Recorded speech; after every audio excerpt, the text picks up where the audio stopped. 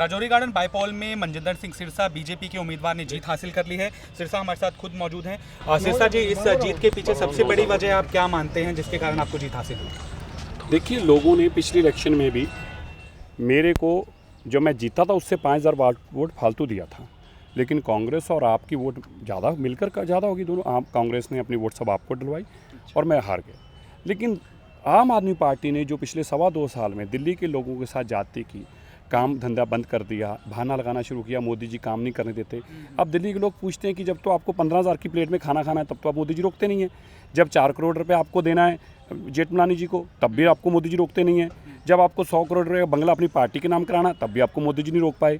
जब आपको 1 करोड़ रुपए के समोसे खाने हैं तब भी आपको मोदी जी नहीं रोकते। लेकिन जब हमारे कामों की बारी आती है तो मोदी जी रोकते हैं। तो दिल्ली के लोगों ने ये जवाब दिया है, जमानत जब्त नहीं कराई। मैं कल से कह रहा था जमानत जब्त होगी, पर अब तो जमानत जब्त से भी में 13,000 वोट चाहिए थी जमानत बचाने के लिए, उनको तो कुल 7,000 वोट मिली है।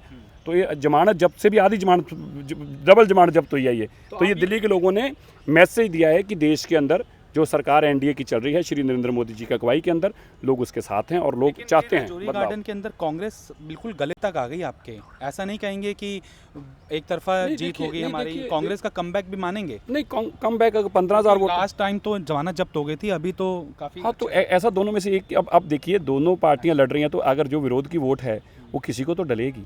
तो 14,000 15,000 वोटों से जीतना मैं नहीं समझता। और बाई इलेक्शन जिसके अंदर कुल ही 47% वोट पोल हुई हो, और अगर ये 75% हुई होती कि तराजू से ना लड़के कमल से लड़ना एडवांटेज देगा आपको? नहीं, एडवांटेज इसलिए नहीं थी। एडवांटेज ये थी कि कोई कॉर्पोरेशन इलेक्शन साथ साथ थी, तो कन्फ्यूजन ना हो जाए कहीं, क्योंकि हम सारा दिन कमल का प्रचार कर रहे होंगे और ऐसे में ऐसी नई कन्फ्यूजन क्रिएट हो जाए, लोग कहें अच्छा कल तो प्रचार कमल का कर रहे थे, कमल कहाँ गया।